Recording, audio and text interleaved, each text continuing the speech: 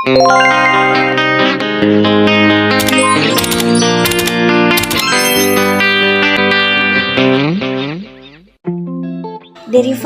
merupakan kontrak finansial antara dua atau lebih pihak-pihak guna memenuhi janji untuk membeli atau menjual aset atau komoditis yang dijadikan sebagai objek yang diperdagangkan pada waktu dan harga yang merupakan kesepakatan bersama antara pihak penjual dan pembeli. Derivatif digunakan oleh manajemen investasi atau manajemen portofolio, perusahaan dan lembaga keuangan, serta investor perorangan untuk mengelola posisi yang mereka miliki terhadap resiko dari pergerakan harga saham dan komoditas, suku bunga, nilai tukar valuta asing, tanpa mempengaruhi posisi fisik produk yang menjadi acuannya. Jenis-jenis derivatif, yang pertama warrant, yang kedua right, yang ketiga option, yang keempat future, yang kelima forward, yang keenam swap. Yang pertama warrant. Warrant merupakan instrumen turunan dari saham ataupun obligasi. Warrant adalah salah satu surat berharga yang dikeluarkan oleh perusahaan yang memberikan hak kepada pemegangnya untuk membeli saham perusahaan dengan harga tertentu selama periode tertentu pula. Masa warrant biasanya adalah 6 bulan atau lebih. Yang kedua, right. Right merupakan produk turunan dari saham. Right adalah hak yang diberikan kepada pemilik saham biasa untuk membeli saham baru yang diterbitkan oleh emiten.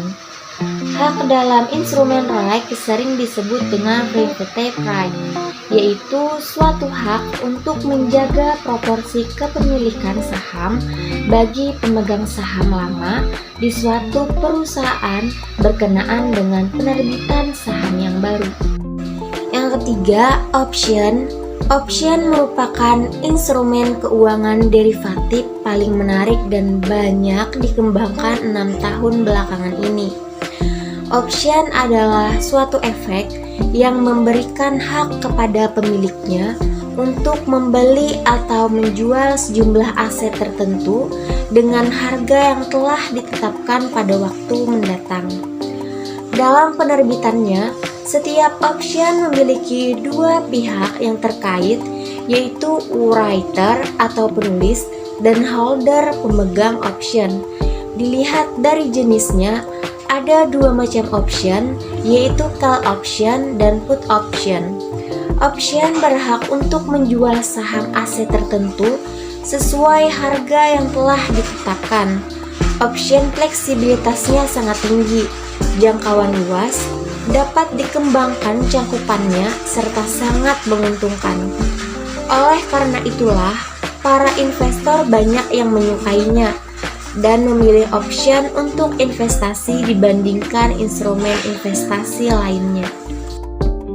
Yang keempat, future.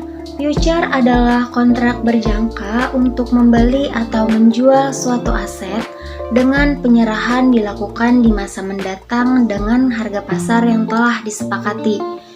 Future biasa digunakan untuk mengunci harga komoditas atau meminimalisir fluktuasi harga barang. Dalam perkembangan perdagangan future, aset atau komoditi yang bisa diperjualbelikan tidak hanya terbatas pada komoditi pertanian dan pertambangan saja, tapi juga sudah mencakup aset finansial seperti valuta asing.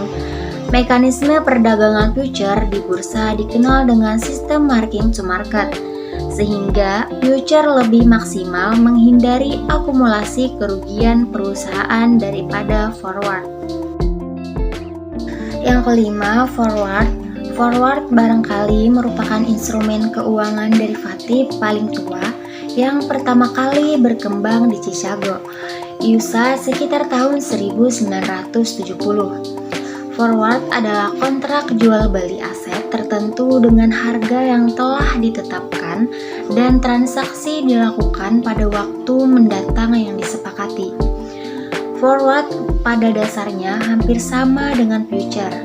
Perbedaannya hanya pada mekanisme perdagangan. Forward lebih sering diterbitkan di pasar over the counter, sedangkan future diperdagangkan di bursa. Yang keenam, swap.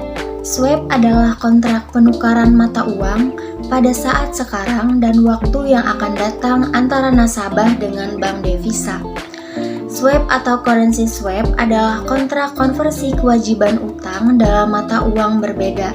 Salah satu keuntungan swap adalah dapat mengurangi risiko tingkat kurs mata uang asing dalam waktu yang lama. Dengan kata lain, currency swap dipakai sebagai suatu upaya untuk restrukturisasi aset mata uang asing, agar bisa mengurangi kemungkinan terjadinya kerugian di masa yang akan datang. Dasar hukum produk derivatif ini antara lain Undang-Undang Nomor 8 Tahun 1995 tentang Pasar Modal, Peraturan Pemerintah Nomor 45 Tahun 1995 tentang penyelenggaraan kegiatan di pasar modal, SK Bapepam Nomor 07/PM/2003 pada 20 Februari 2003 tentang penetapan kontrak berjangka atas indeks efek sebagai efek. Selain itu, Peraturan Bapepam Nomor 3/1 pada 31 Oktober 2003 tentang kontrak berjangka dan opsi atas efek atau indeks efek. Selain itu, SE Ketua Bapepam Nomor SE 01/PM/2002 tanggal 25 Februari 2002 tentang kontrak berjangka indeks efek dalam pelaporan MKBD perusahaan efek. Dasar hukum lainnya yaitu persetujuan tertulis Bapepam Nomor S356/PM/2004 tanggal 18 Februari 2004 perihal persetujuan KBIE LN atau DJIA dan DJ Japan Titan 100. Di dalam fatwa yang dikeluarkan oleh DSN tersebut menyebutkan bahwa pelaksanaan transaksi harus dilakukan menurut prinsip kehati-hatian, serta tidak boleh melakukan spekulasi dan manipulasi yang di dalamnya mengandung unsur darar, gharar, riba, maisir, riswah, maksiat, dan kezaliman. Sekian presentasi dari kami, seperti hubungan kamu sama dia yang sudah selesai tanpa dimulai. Ayo ting ting makan kepiting. Thank you for watching.